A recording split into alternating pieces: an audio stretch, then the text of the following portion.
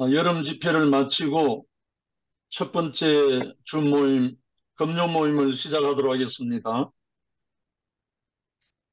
요한복음 35강 제5장 생명의 나라 건축 두 번째입니다. 세례 요한의 두 번째 증거. 아, 벌써 지나간 세례 요한의 증거가 몇 번 있었는데 오늘 세례 요한의 두 번째 증거는 아주 중요한 항목으로 인해서 두 번째 증거가 교통하도록 하겠습니다. 본문 말씀 요한복음 3장 22절로 36절 제가 읽겠습니다. 함께 봅시다. 22절. 그 후에 예수께서 제자들과 유대 땅으로 가서 거기에 함께 유하시며 세례를 베푸시더라. 요한도 살렘 가까운 에논에서 세례를 베푸니 거기 물이 많음이라. 그러므로 사람들이 와서 세례를 받더라. 요한이 아직 옥에 갇히지 아니하였더라. 이에 요한의 제자 중에서 한 유대인과 더불어 정결 예식에 대하여 변론이 되었더니 그들이 요한에게 가서 이르되 랍비여, 선생님과 함께 요단강 저편에 있던 곧 선생님이 정언하시던 이가 세례를 베풀매 사람이 다 그에게로 가더이다. 요한이 대답하여 이르되 만일 하늘에서 주신 바 아니면 사람이 아무것도 받을 수 없느니라. 내가 말한 바 나는 그리스도가 아니요 그의 앞에 보내심을 받은 자라고 한 것을 정언할 자는 너희니라. 신부를 취하는 자는 신랑이나 서서 신랑의 음성을 듣는 친구가 크게 기뻐하나니 나는 이러한 기쁨으로 충만하였노라. 그는 흥하여야 하겠고 나는 쇠하여야 하리라 하니라. 위로부터 오시는 이는 만물 위에 계시고 땅에서 난 이는 땅에 속하여 땅에 속한 것을 말하느니라. 하늘로부터 오시는 이는 만물 위에 계시나니 그가 친히 보고 들은 것을 정언하되 그의 정언을 받는 자가 없도다. 그의 정언을 받는 자는 하나님이 참되시다는 것을 인쳤느니라. 하나님이 보내신 이는 하나님의 말씀을 하나니 이는 하나님이 성령을 한량없이 주심이니라. 아버지께서 아들을 사랑하사 만물을 다 그의 손에 주셨으니 아들을 믿는 자에게는 영생이 있고 아들에게 순종하지 아니하는 자는 영생을 보지 못하고 도리어 하나님의 진노가 그 위에 머물러 있느니라. 아멘.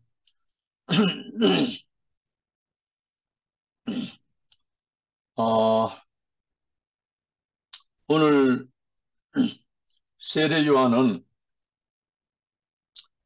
자천이라고 되어 있어요. 자천. 자기 스스로 추천한다는 거죠. 세례 요한은 기쁨이 충만한 신랑의 친구다. 그러니까 신랑이 그리스도인데 그 그리스도의 친구라는 거예요. 세례 요한이 자기는 그리스도가 아니고 그러니까 신랑의 기쁨이 충만해서 친구로서 증거한다는 거예요. 이 보통 말이 아니거든. 이거는 세례 요한 외에 아무도 한 말이 없어요. 세례 요한이 한 말입니다. 이 부분이 아주 중요합니다. 그는 흥하여야 하겠고 나는 쇠하여야 하리라. 고 증거했다. 이 말씀을 깊이 묵상하면요. 예수가 나다라는 말을 할 수가 없습니다. 예수가 나다라고 하는 사람은 예수를 모르는 사람이에요.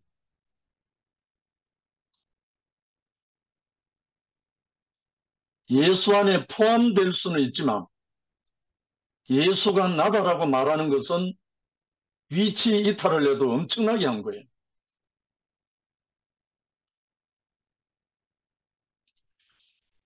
그는 흥하여야 하겠고 나는 쇠하여야 하리라.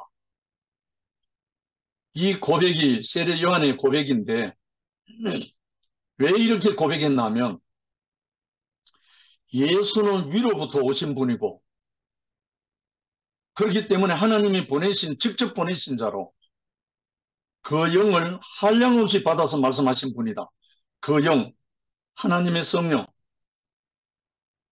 그래서 만민을 심판하실 수 있고 살릴 수 있는 분. 그래서 요한은 신랑으로 소개한 겁니다. 신랑으로.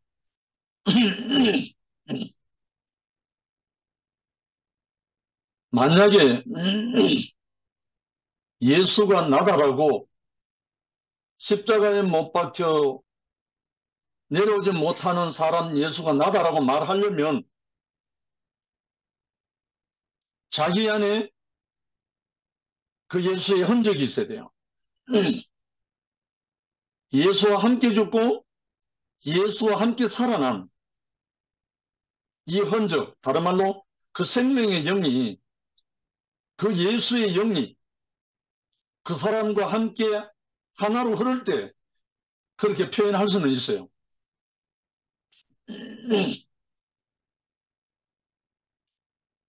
첫 번째 세례 요한은 예수를 신랑으로 소개하는 친구로 자천했다. 자발적으로 자기가 추천한다 이 말입니다. 유대인들의 관습에 따르면 친구는 결혼 전에는 중매자고 결혼식장에서는 선물을 신랑에게 바치는 자고 또 신랑을 신부에게 인도하는 자다. 친구와 신랑이 온전히 이제 드러나죠. 신랑은 신부를 취하는 자고 친구는 신랑을 신부에게 소개하는 사람. 한때 우리 이열래 목사님이 나는 여러분을 그리스도 예수에게로 중매하려고 합니다.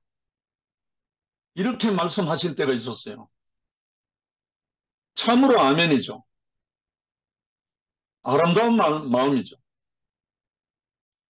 그 이상을 넘었기 때문에 온 교회에 사달이 난 겁니다. 그래서 신랑을 신부에게로 인도한다, 소개한다, 추천한다 하는 말은 그 신랑의 어떠함으로 인해서 기쁨이 충만한 사람이 그렇게 한다는 거예요. 그 신랑의 기쁨이 친구로서 누리는 사람, 그 사람이 이 말을 하는 거죠. 근데 그 사람이 어떤 고백이 나오느냐 하면 아주 중요합니다. 그는 흥하여야 하겠고 나는 쇠하여야 하리라. 이게 신랑 그리스도를 신부에게로 소개하는 사람의 마음이고 위치입니다. 그는 흥하여야 하겠고 나는 쇠하여야 하리라. 그리스도 신랑의 친구로서 마땅히 자기가 있어야 할 자리에서 고백한 영원한 말씀입니다. 세례 요한은. 제가 처음에 너무너무 기뻐서 그리스도를 만난 그 기쁨이 충만해가지고 전에 벌써 20수년 전에 대구교에서 말씀하라고 해서 제가 이 제목을 가지고 말씀한 적이 있습니다. 그는 흥하여야 하겠고 나는 쇠하여야 하리라. 이것이 저의 영원한 고백입니다. 왜냐하면 그리스도는 신부를 취하는 분이에요. 다른 말로 신부에게 생명을 바로 잉태할 수 있는 사람이 그리스도예요.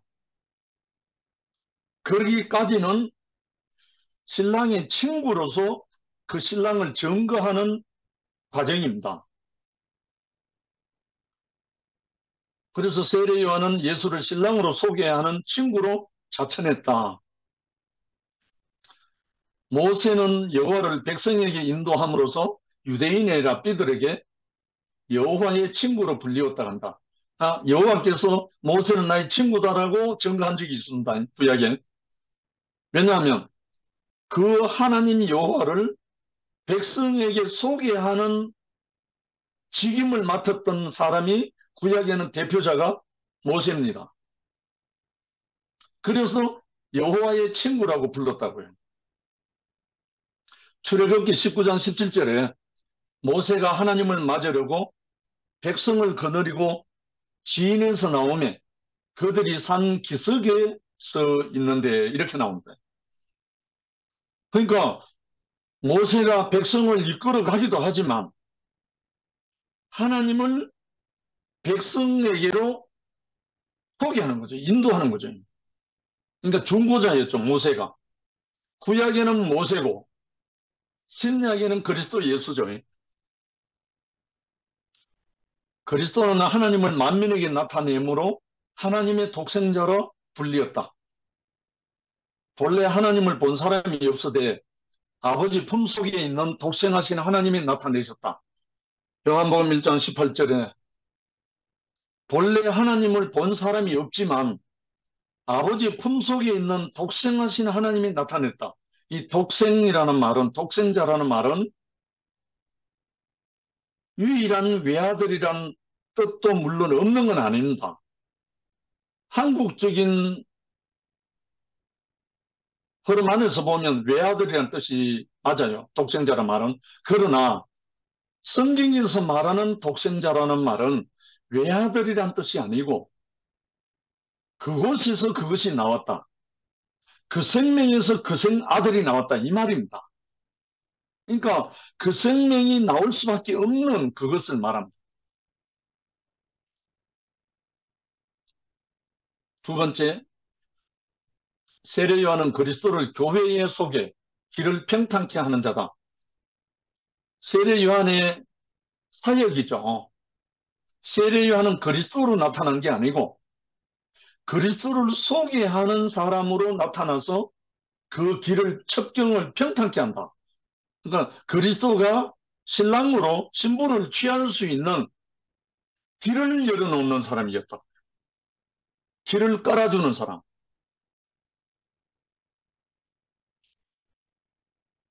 이게 신약 성경에 나오죠. 보라, 세상죄를 지고 가는 하나님의 어린 양이로다. 길을 첩경게 평탄케 하고 소개하는 그 말씀을 증거를 했죠. 그 말을 들은 안드레와 야고보와 요한이 자기 선생님 세례 요한을 버려두고 세례 요한이 증거한 그리스도 예수를 따라갔습니다. 자기를 따라오고 있는 제자들에게 그리스도를 증거한 거죠. 보라, 세상 죄를 지고 가는 하나님의 어린 양이로다 하면서 증거할 때 그 증거를 받은 자기의 제자들이 선생인 자기를 버리고 예수를 따라갔습니다. 그래서 예수의 공생의 사역이 본격적으로 시작된 겁니다. 이게 세례 요한의 사역입니다.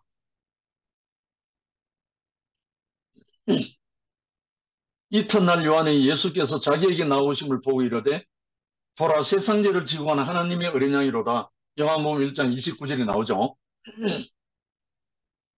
그래서 그 증거를 들은 제자들이 예수를 따라가서 예수의 12 제자가 형성되기 시작한 겁니다. 위로부터 오시는 이, 하늘로서 오시는 이. 하나님이 보내신 이를 만민의 심판자로 증언했다. 아니, 세례 요한이 그렇게 증거를 했는데 위로부터 오시는 이라는 의미가 하나님의 영이 수면에 운행하시다 되어 있죠. 그런데 수면에 운행할 때는 내려앉을 자리가 없었잖아요. 제가 지난번에 제주교회에 2박 3일 출발할 때 토요일 밤에 어두워진 후에 비행기에 출발했는데 제주공항이 너무너무 복잡해갖고 한개 카파가 오버돼가지고 비행기가 제주 상공에서 선회를 해요. 선회. 내려앉을 자리가 없어가지고 관제탑에서 어디로 내려앉아서 이 관제 신호를 받아야 되는데 신호를 못 받고 있는 거예요. 왜? 너무 복잡해가지고 한 15분 돌아갔을 거야 아마. 그때 생각이 났어요. 하나님의 신이 수면에 운행하시더라. 내려앉을 자리가 없는 거예요. 그러니까 하나님의 영이 내려앉을 자리가 있어야 되잖아요. 다른 말로 육체, 사람. 그래서 하나님이 묻히 드러나라 하셨잖아요. 묻히 드러나라. 사망의 물로 덮여있는 그 물이 그치고 묻히 드러나라. 흙이 드러나라는 말이잖아요. 흙. 그래야 씨가 떨어질 수 있으니까. 그와 같이 하나님의 영이 앉을 육체가 나타나야 하나님의 영이 위로부터 내려오시잖아요. 하나님께로부터. 그래서 이 예수는 위로부터 오시는 이였다. 위로부터 하나님의 성령으로 말미암아 잉태하고 하나님의 성령으로 말미암아 물에서 올라올 때 비둘기같이 맺고 하나님의 성령으로 인해서 그리스도는 하나님의 모든 말씀을 받아서 증거했다. 그래서 위로부터 오시는 이다. 땅으로부터 왔다. 이건 아니잖아요. 땅에서 온 이는 누굽니까? 아담이잖아요. 아담. 아담이 뭘 받아서 위로부터 하나님 말씀을 받았을 아무 문제 없었어요. 그런데 땅에서 온 뱀의 이야기를 듣고 뱀의 말을 듣고 땅에서 오는 것을 받아먹고 이탈돼 버렸잖아요. 그래서 예수 그리스도는 위로부터 오시는 이였기 때문에 우리의 구원자가 되는 거예요. 이는 근원에서 오심으로 모든 것을 아시고 모든 것보다 뛰어나고 위에 있다는 것이다. 아담은 근원에서 이탈했으므로 위치를 잃고 만물의 찌개같이 됐다. 자기 위치가 없으므로 폭군이 됐다. 다른 말로 깡패가 됐단 말이죠. 불량배가 됐다. 이런 뜻입니다. 우리가 위치가 이탈된 사람은요, 딱 보면 압니다. 교회 생활 하다가도 위치가 이탈되고 나면 생명의 영의 지배를 안 받고 선하게 지배를 받게 돼 있어요. 위로부터 오시는 은혜와 생명의 영을 받은 사람은 주제파게 돼요. 마땅히 할 말을 하게 되고 위치를 이탈하지 않아요. 그러나 땅에서 온 선하게 의감을 받은 사람은 말도 그렇고 행동도 그렇고 여기는 뭐 폭군이 된다고 말했는데 불량배가 된다는 거예요. 다른 말로 깡패가 된단 말이에요. 질서가 없어지는 거죠. 그래서 위로부터 오는 것과 땅에서 오는 것 완전히 차이가 나는 거죠. 두 번째, 하늘로서 오시는 이. 하늘로서 오시는 이는 만물 위에 계심으로 진실을 알고 증거하되 그의 증거를 받는 이가 없다고 했다. 하늘은 땅보다 높다. 높은 곳에서는 모든 것을 다 볼 수 있다. 그가 보고 들은 것은 낮은 데서 보고 들은 것과 차원이 다르다. 여기에서 말하는 하늘은 하나님이 거하시는 위치와 성질과 수준을 의미한다. 우리가 보통 우리 비행기를 타보면요. 땅에 있을 때는 빌딩들 보면 어마어마하잖아요. 근데 비행기를 딱 타고 이륙 하는 순간 정말 초라합니다. 땅에 있는 빌딩들의 숲, 땅에 있는 높은 산, 복잡한 모든 것들, 땅에 있는 비행기를 타고 창공에 딱 올라가 보면 정말 아무것도 아니거든요. 그래서 위치가 이탈하면 안 보이는 거죠. 그래서 성경에 주를 앙모하는 자는 독수리 같이 올라간다니, 독수리는 창공을 나르잖아요. 독수리 눈이 그렇게 밝대요. 그 높은 창공에 있어도 땅에서 기어가는 쥐 새끼 한 마리도 다 보이니까 사냥을 할 수 있다는 거죠. 그래서 하늘은 땅보다 높다. 높은 곳에서는 모든 것을 다 볼 수 있다는 거죠. 근데 하나님의 영이 그렇다는 거예요. 하나님의 생명의 영은 땅의 수준이 아니기 때문에 모든 것을 통달하고, 하나님의 영은 하나님의 깊은 곳이라도 통달하신다고 되어 있어요. 그래서 하나님의 영, 생명의 영이 필수 요건이죠. 하나님의 사람은. 예수는 하나님에게서 오신 분이다. 그런데 증언을 받는 이가 없다는 것이다. 처음에 그랬죠. 그의 말씀을 듣지 않는 것은 하나님의 거하시는 위치와 성질과 수준을 거부하는 것이다.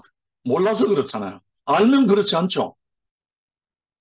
그러나 그의 증거를 받는 자는 하나님을 참되시다 하여 인친 사람이다. 인, 성령의 도장을 찍은 사람이다. 이 말이잖아요. 인이라는 도장 인자입니다. 나는 인정한다는 거예요. 위에서 오는 증거를 받는 자는 지혜롭고 복된 자다. 세 번째, 하나님이 보내신 이로서 말씀하시는 분. 보냄을 받은 자는 그 영을 받은 자다. 너무나 엄숙한 말씀입니다. 하나님께로서 보냄을 받은 자는 하나님의 영을 필수적으로 따라옵니다. 하나님이 보내실 때는 당신의 영을 줘서 보낸다는 거죠. 예수는 하나님으로부터 그 영을 한량없이 받으시는 분. 그래서 세상에 와서 하나님의 말씀을 하셨다. 하나님의 영을 받으면 하나님의 말씀을 하고, 마귀의 영을 받으면 마귀의 말을 한다.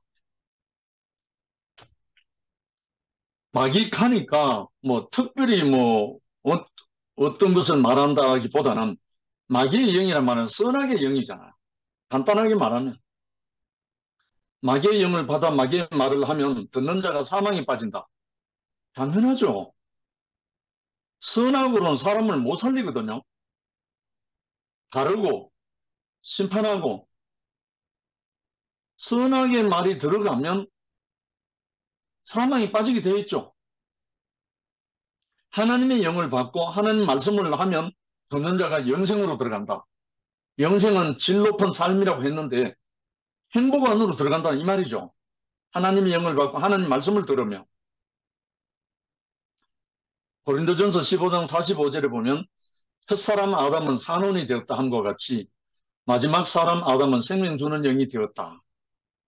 그래서 생명 주는 영이 된 이 그리스도가 그 영으로 임하면 모두가 영생으로 누리게 되죠. 첫사람 아담은 단지 지음받았으므로 산혼이 됐지만 예수님은 죽고 다시 사심으로 생명 주는 영이 되셨다. 그러므로 그의 말씀하시면 영이요 생명이다. 요한복음 6장 63절에 내가 이런 말은 영이요 생명이다. 이 말이죠. 예수가 하시는 모든 말씀의 비유는 물질을 들어서 증거하든 무엇을 증거하든 간에 영이요 생명입니다. 요걸 밑바탕에 깔고 말씀을 들으면 아주 인식이 바르게 돼요. 그러나 그때 예수께서는 아직 영광을 받기 전이었고 제자들은 영이요 생명의 말씀을 알아듣지 못했으므로 그 영을 받지 못했다. 이 말은 예수님이 십자가에서 죽고 다시 살아나서 살리는 영 그리스도로 부활하시기 전에는 그 예수의 영이 제자들에게 없었기 때문에 제자들은 말씀을 알아들을 수가 없었다는 거예요. 당연하죠. 그런데 예수님이 십자가에서 못 박혀 죽고 3일 만에 살아나신 후에 제자들에게 나타나서 숨을 내쉬며 가르칠 때 성령을 받으라 하고 오순절 성령의 마가의 다락방의 역사가 일어난 이후에 제자들은 한 번도 헷갈린 적이 없습니다. 한 번도 어긋난 길로 가지 않았습니다.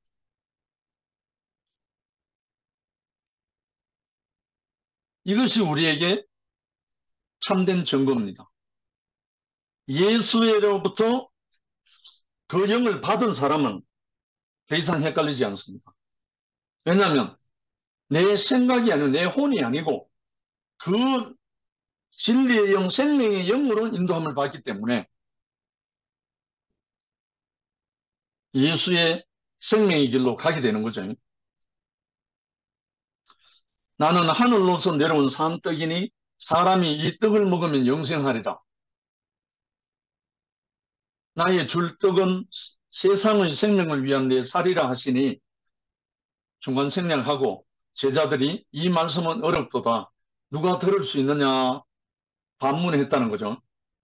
왜냐하면 예수님이 하고자 하는 말은 내가 너에게 이런 말은 영이요 생명인데 여기 하는 표현은 내가 하늘로서 내려온 산 떡이다. 사람이 이 떡을 먹으면 영생한다. 내가 너에게 줄 떡은 세상의 생명을 위한 내 살이다. 이렇게 표현하니까 제자들이 그 생명의 영이 없으니까 예수의 육체의 살 그렇게 생각밖에 안 하는 거예요. 할 수가 없는 거예요. 그러면 식인종이 되란 말인가? 그렇게 이해할 수밖에 없잖아요. 그 생명의 영이 없으면. 그래서 제자들이 이 말은 어렵다 이렇게 말한 거죠. 그때 제자들은 아직 그 영을 받지 못했으므로 하나님의 말씀을 알아듣지 못했고 또 할 수도 없었을 뿐 아니라 육신의 생각들만 토해냈다. 마가복음 10장 36절로 37절에 예수가 제자들에게 너희에게 무엇을 하여 주기를 원하느냐 이렇게 물으니까 여짜오되 주의 영광의 날이 올 때 우리를 하나는 주의 우편에 하나는 주의 좌편에 앉게 하여 주옵소서. 이 말을 누가 했는지 아십니까? 야고보와 요한의 어머니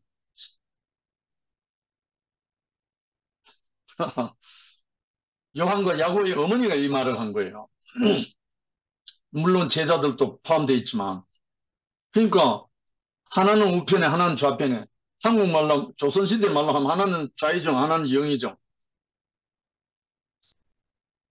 그러니까 생명의 영이 임하지 못했기 때문에 육신 속에 머물러 있었기 때문에 이렇게 말하는 건 너무나 당연한 거죠. 이게 우리 교회 생활 속에서도 많은 시행착오가 있었습니다. 옛날에 대구교회에 세븐스타라든가 아들의 난이라든가 뭐 여러 가지 많이 있었어요. 이런 것들이 다 왜 있느냐? 그 생명의 영이 없이 육신의 생각으로 그렇게 한 거죠.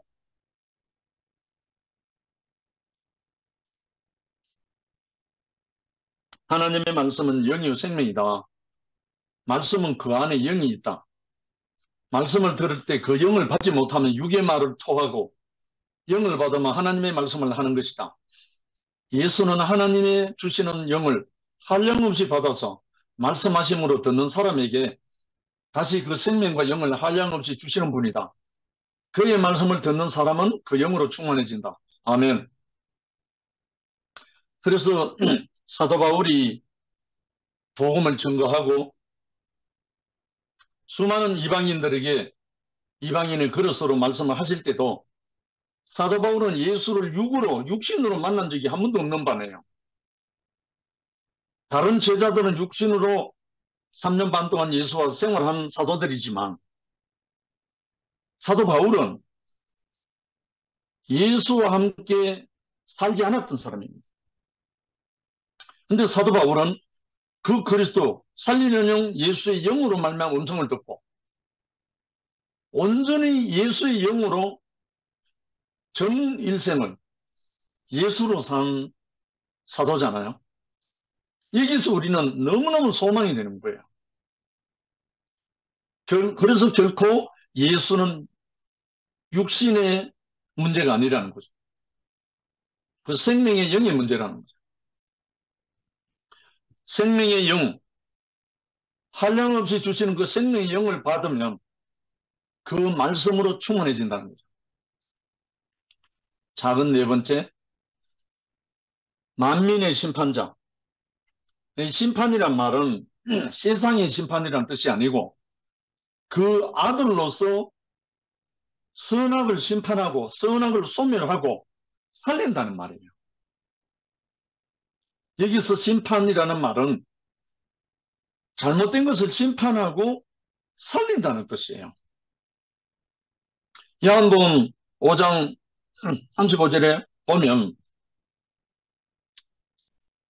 죽은 자들이 하나님의 아들의 음성을 들을 때가 오나니 곧 이때라 듣는 자는 살아나리라 이렇게 하고 있거든.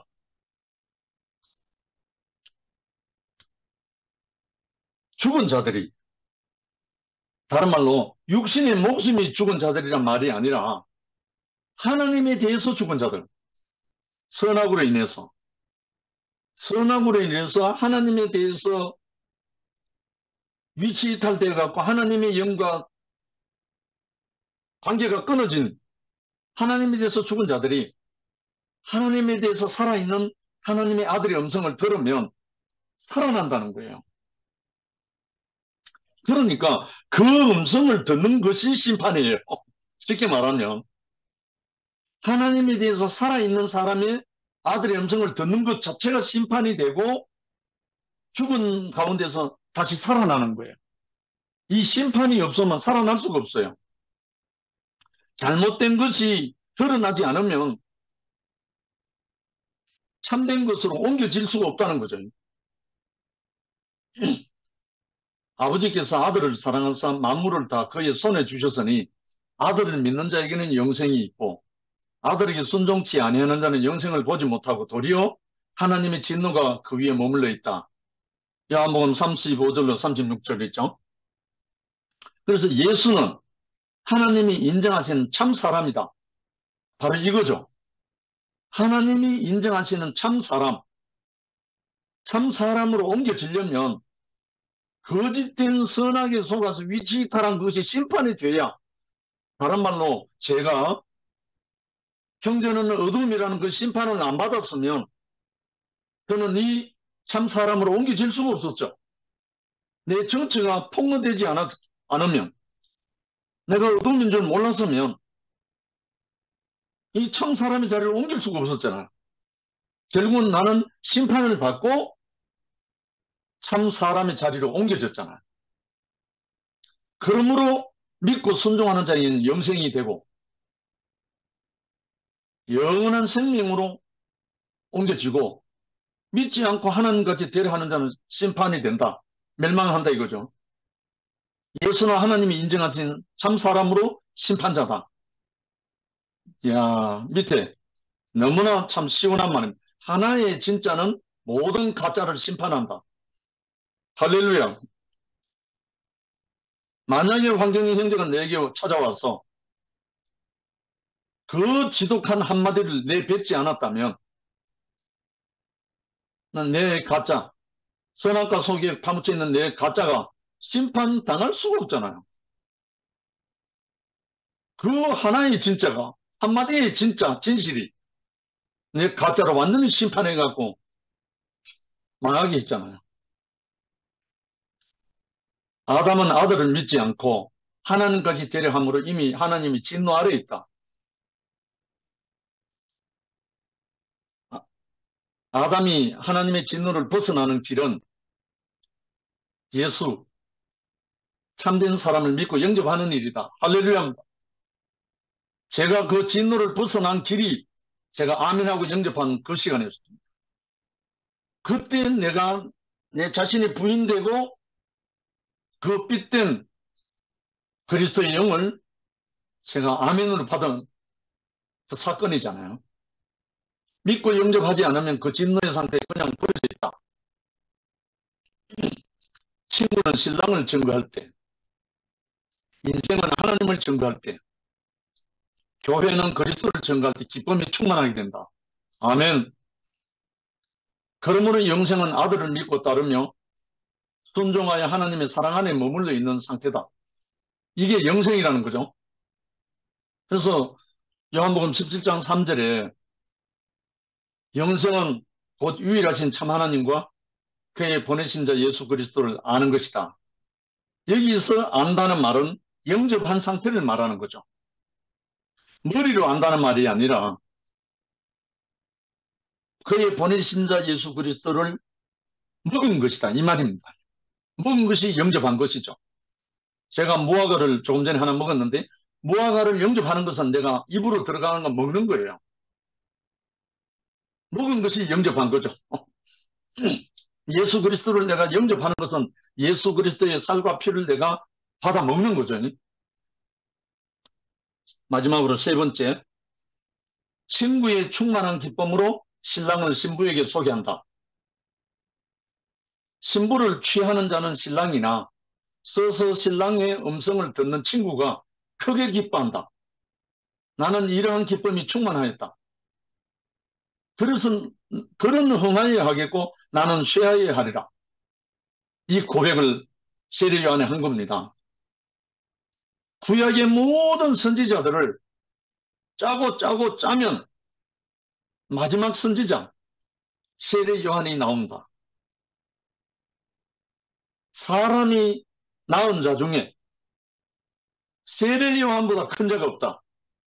이 말은 구약의 모든 선지자와 모든 다 포함해서 세례 요한보다 큰 자가 없다는 거예요. 이 말은 세례 요한만큼 그리스도를 정확하게 증거한 사람이 없다는 말이에요. 저는요, 이 대목에 있어서 제가 교회 안에서 3년 동안 흙속에 파묻히고 3년 동안 심판당하고 3년 동안 실어증 걸리고 공황장애 오고 그 과정이 없었더라면 저는 신랑의 친구로서 점검만 하다가 끝날 것이에요. 근데 저에게 예수와 함께 죽고 예수와 함께 다시 살도록 그 지독한 3년을 허락하신 거예요. 내가 죽고 예수와 함께 죽고 예수와 함께 살아나고 나니까 친구에 머물러 있는 게 아니고 정말 그 그리스도의 그 생명의 영이 제 자신을 덮쳐버리더라. 저는 전에 16년 동안 전국을 순회하면서 증거할 때 그 기쁨은요. 정말 말로 다 할 수 없었어요. 세례요한이 증거했던 이 말이에요. 그는 흥하여야 하겠고 나는 쉬하여야 하리라. 이 마음으로 16년 동안 전국을 순회했습니다. 정말 너무 기뻤어요. 그때 이 증거를 듣고 교회로 돌아온 사람이 수없이 많아요. 대부분 종교생활하던 사람들. 근데 그 후에 제가 3년 동안 교회 안에서 흙 속에 심겨졌죠. 그래서 우리에게는 세례요한의 과정은 축복입니다. 정말 축복입니다. 그리고 죽고 다시 살면 예수가 하신 말씀 있죠. 내 살을 먹고 내 피를 마시는 자는 영생을 가졌고 내가 마지막 날에 그를 다시 살리리니 이 말씀이 나옵니다. 예수의 살을 먹고 예수의 피를 마신 자는 영생을 가졌고 마지막 날에는 그를 누구로 다시 살리나 하면 그리스도로 다시 살린다는 거예요. 예수를 대신하게 하려고. 그래서 오직 성령이 너에게 임하시면 너희가 권능을 받고 예루살렘과 온 유대와 사마리아와 땅끝까지 이르러 내 증인이 되리라. 정의는요, 증거자가 아니고 정의는 복사판입니다. 증거는 복사판이 안 돼도 증거할 수 있어요. 근데 정의는 그 사람이 아니면 할 수가 없어요.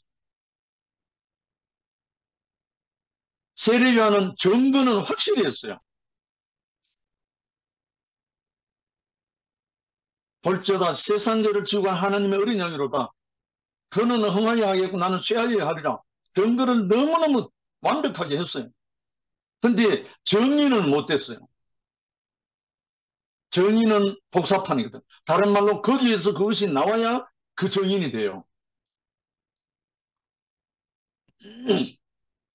정말 얼마나 감사한지 모르겠습니다. 비록 친구 위치에 있더라도 비록 말씀이 육체가 되지 아니하여 그리스도가 아닐지라도 친구의 큰 기쁨이 충만할 때 그리스도를 마음껏 증거하는 정인으로 살게 된다. 그러나 아직 그리스도 자신은 아니다. 우리는 모두 이 경험과 과정을 겪을 수 있다. 우리는 이런 과정을 통해서 너희 몸이 하나님이 거하는 하나님의 성전인 것을 알지 못하느냐 하는 말씀이 우리에게 허락될 날이 왔거든요. 정말 얼마나 감사한지 모르겠습니다. 우리 몸을 하나님의 전으로 우리의 육체가 아래에서 올라온 그 선악과로 말미암아 불의의 병기로 쓰이던 우리가 위로부터 오는 예수 그리스도의 영으로 말미암아 하나님의 성령이 저하는 집이 돼갖고 그리스도가 산출되고 신부를 취하는 세례 요한이 증거한 그 그리스도의 삶을 통해서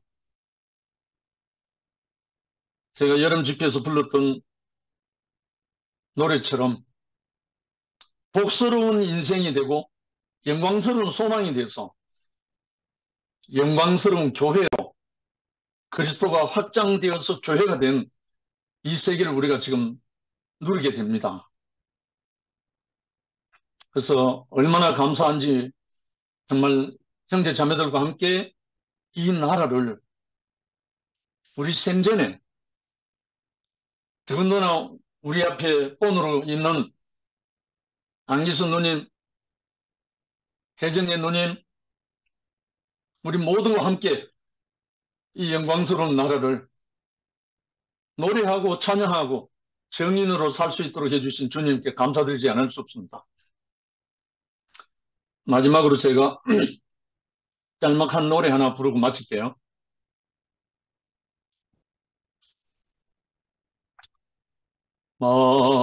마음을 다하고 성품을 다하고 힘을 다하여서 한 사람을 사랑하라. 내게 준 계명을 마음에 새기고 부지런히 이웃에 전하여라. 그러면 내가 짓지 않은 큰 집을 주리라. 내가 심지 않은 과실을 먹게 하리라. 그러나 한 가지 잊지는 말아라. 떠나기 우리를 구원하신 주 예수님. 주님을 찬양합니다.